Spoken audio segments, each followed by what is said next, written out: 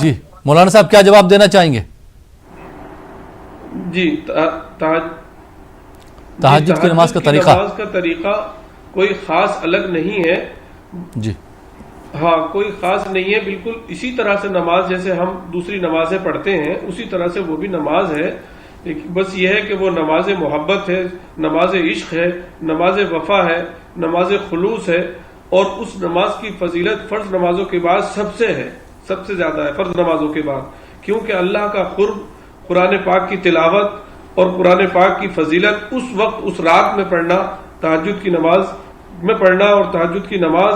اللہ کے قرب اور اس کی محبت کو حاصل کرنے کا بہت بڑا ذریعہ ہے. جی اللہ نے بہت سے تقریباً پیغمبروں کے اوپر تو یہ نماز فرض تھی،